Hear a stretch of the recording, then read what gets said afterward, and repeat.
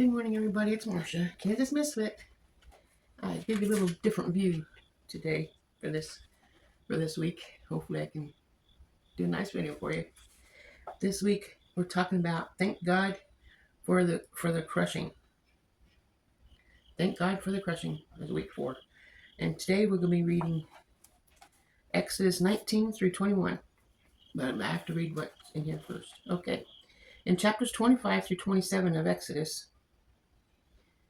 God instructed Moses how to set up a tabernacle, the holy tent used as a symbolic dwelling place for God before the first temple was built in Jerusalem. Chapters 28 and 29 tells us of the plans for the priest and their attire.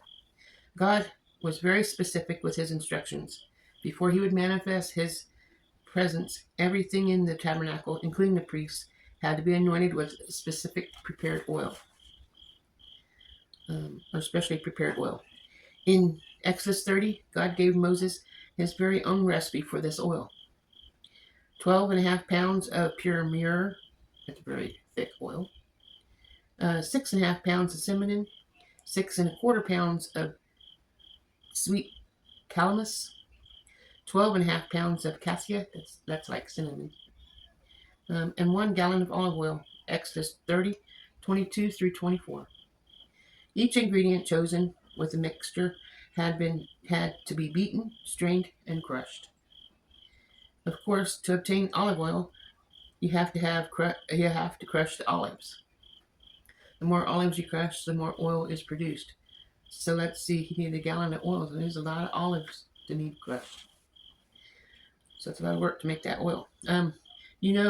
Most of us have been crushed in some way. We've been crushed in relationships, in our jobs, in marriages, and even in ministry. But unbeknownst to us, during these times of crushing, God is strategically, anointing us for his service. The struggles that we experience financially stretches you. The problems you endure with your spouse truly devastated you. The issues you encountered at your job put a strain on you. However, it was during those times when you found yourself leaning and depending on God in a way that you didn't before. Those times forced you to increase your time of prayer, and you found yourself talking to God more and more each day. The crushing didn't feel good, but it was necessary to equip you and develop the anointment you needed to carry out the assignment on earth. So when you feel the stress and strain of life, just know that it won't last forever, and it is not in vain. Although the crushing is uncomfortable, God uses it to develop the oil needed to set us apart so that others experience our ministry as gifts. It would be evident that God's hand is upon you.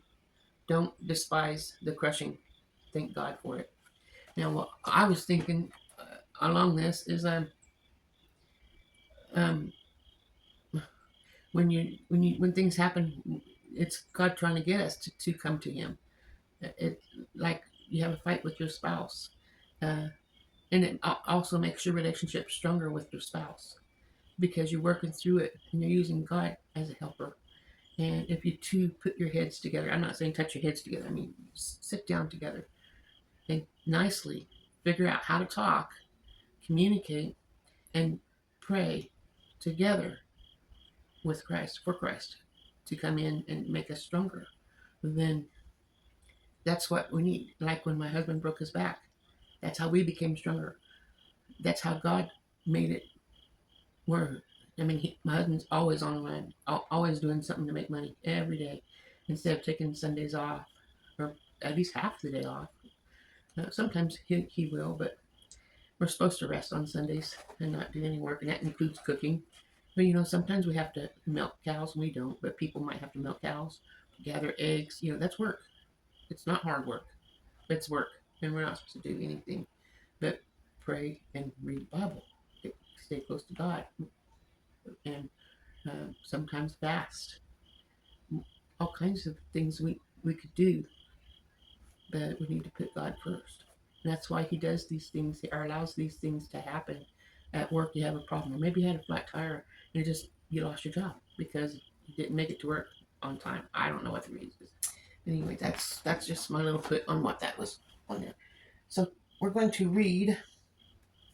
I didn't read the points to ponder. So the points to ponder that you, yes, I said you and I are supposed to answer. If you're in the Bible study, you're watching the videos, you need to be answering these questions. Number one, how have you been crushed or stretched in the last year? How did you handle it? And did you pray more or less? And did you go into hiding or did you push to a better place? That's the number one. Number two, looking back now, how was God used? How has God used that time for crushing you for good? I read that wrong. Looking back now, how has God used the time for crushing for your good? I think anytime we get crushed from God, it's for our good. It's to build us, make us stronger. So we draw closer to God and have the faith that know that He's there for us and will get us through anything that is sent our way. It's a test. It's to see if we're willing to draw nearer or fall away. And it's up to us to choose because we have free agency to choose the good or the evil. That's just my answer. And you only have two questions to answer this week. The actions for the week is number one, making a point to pray for someone who you know is going through a period of crushing. And you see a lot of that if you're on Facebook, TikTok. You see these things, and over on the other side of the world, all these things that's going on is a crushing, and we can pray for them. We were supposed to pray for them, pray for our nation, and pray for our president, and pray for our preachers, and pray for our brothers and sisters and our parents if they're still living, and pray for your spouse and your children. We're supposed to do that. Pray for your neighbor. Let's see. And then pray especially for them when that this week that they would be able to endure the process. And then the second action for this week is take action to bring that person solace by sending a note of encouragement, volunteering to babysit, or paying for lunch. That's what we're supposed to do. So if you have your Bibles, if you don't have them, please grab them. I'll wait for you. I'll give you a few seconds.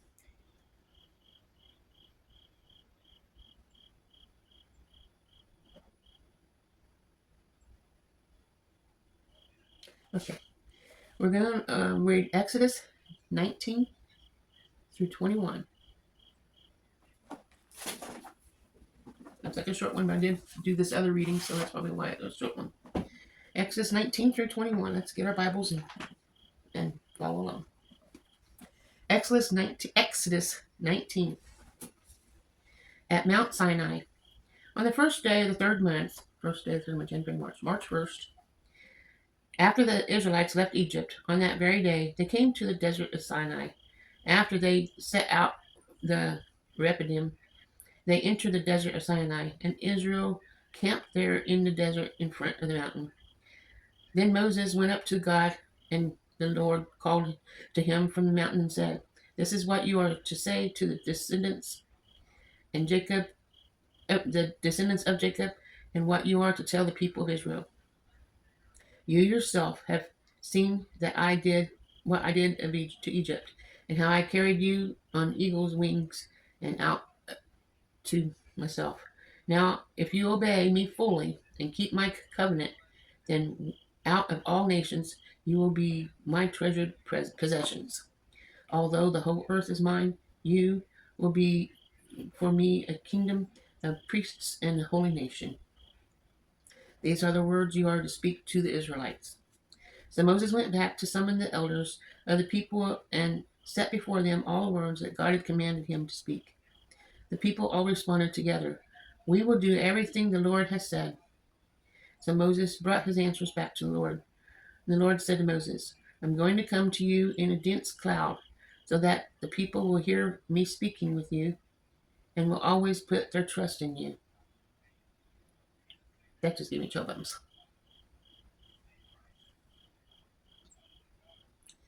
Then Moses told the Lord what the people had said, although God already knew. And the Lord said to Moses, "Go to the people and consecrate them today and tomorrow. Have them wash their clothes and be ready on the third day, because on the day the Lord will come down the Mount Sinai in the sight of all the people. The limits for the people around the mountain, and tell them, be careful that you do not approach the mountain to touch the foot of it. Whoever touches the mountain is to be put to death. They are to be stoned or shot with arrows. Not a hand is to be laid on them. No person or animal shall be permitted to live. Or when the ram's horns sounds a long blast, may they approach the mountain." After Moses had gone down the mountain to the people and consecrated them,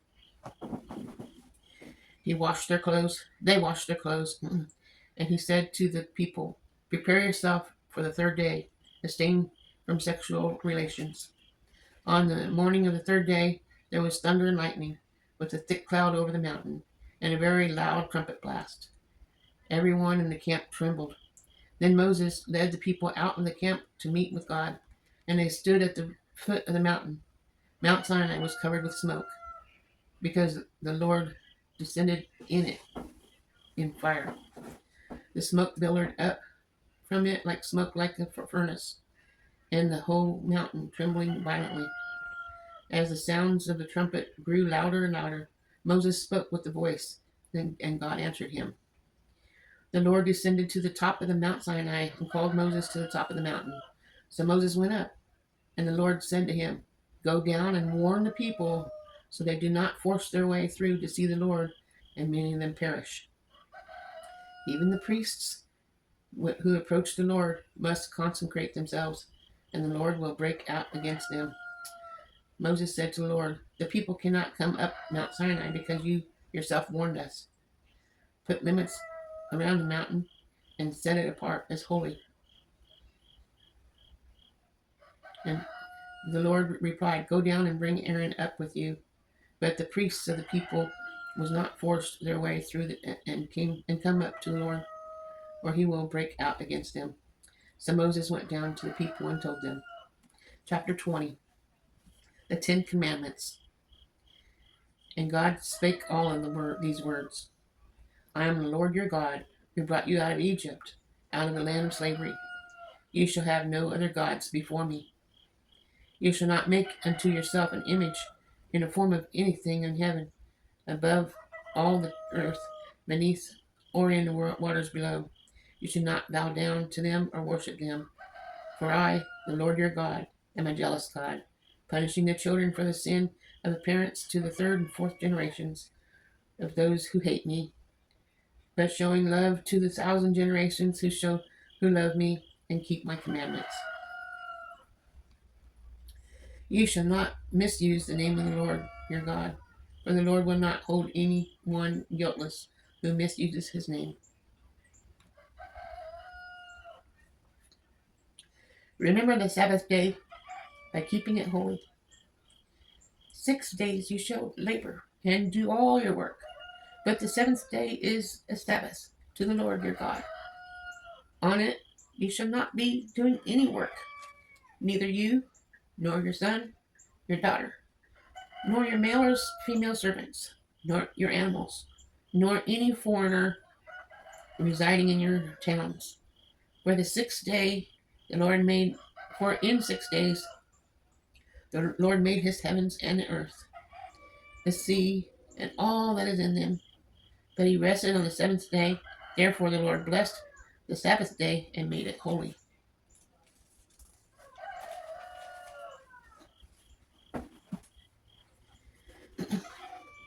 Honor your father and your mother, so that you may live long on the land the Lord your God has given you. You shall not murder.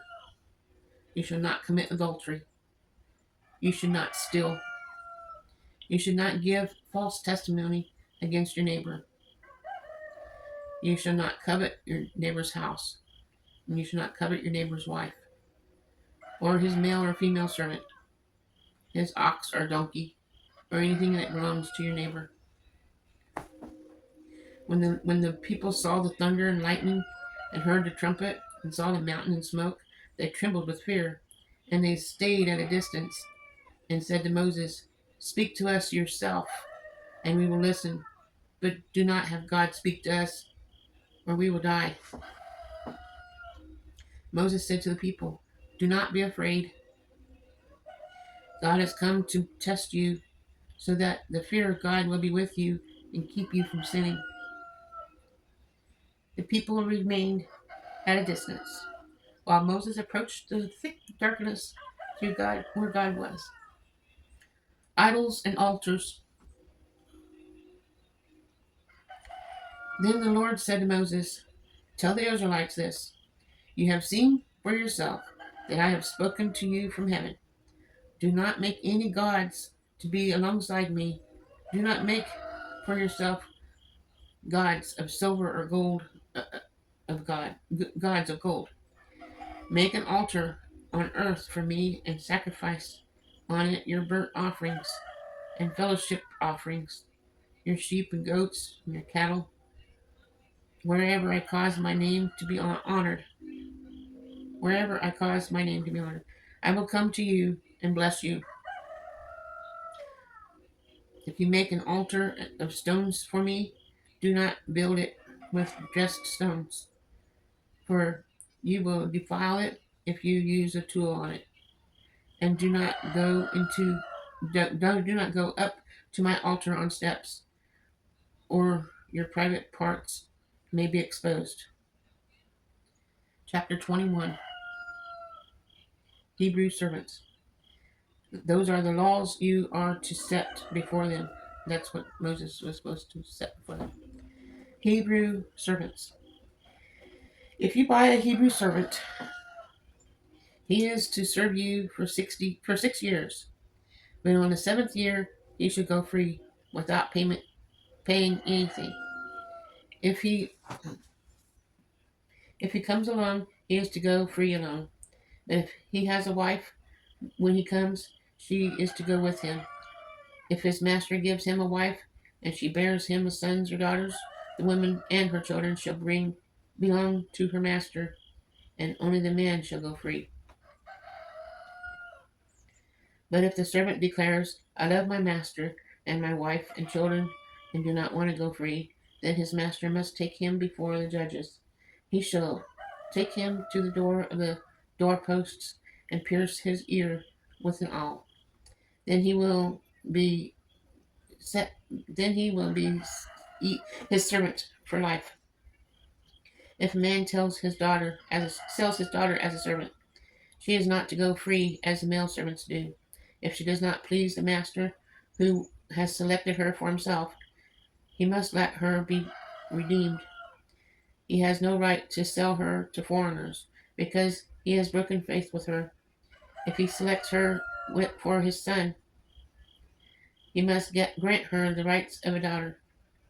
If he married another woman, you must not deprive the first one of her food, clothing, and marital rights. If he does not provide her with these 3 things, she is to go free without any payment of money. Personal injuries. Anyone who strikes a person in a fatal blow is to be put to death. However, if it is not done intentionally, but God lets it happen, they are to flee to a place I will designate.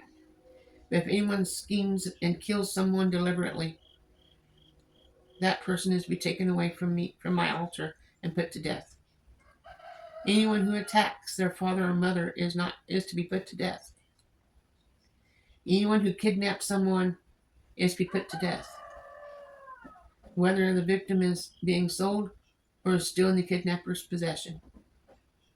Anyone who curses their father and mother is to be put to death. If people quarrel and one person hits another with a stone or with their fist, and the victim does not die but is confined to bed, the one who has struck the blow will not be held liable if the other one can get up and walk, around outside with the staff. However, the guilty party must pay the injured person for any losses of time and see that the victim is completely healed. Anyone he beats Anyone who beats their male or female slave with a rod must be punished if the slave dies as direct result. But they are not to be punished if the slave recovers after a day or two, since the slave is their property. If people are fighting and hit a pregnant woman and she gives birth prematurely,